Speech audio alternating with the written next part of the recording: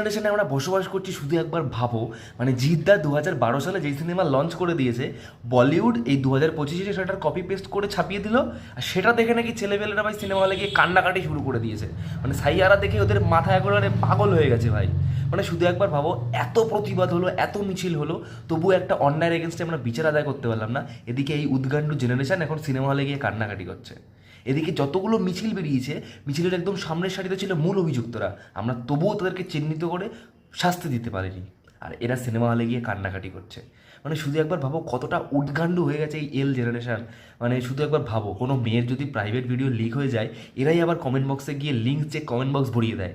এরা আবার সিনেমা হলে গিয়ে কান্নাকাটি করছে। ভাই কি এল জেনারেশন, ভাই কি এল জেনারেশন!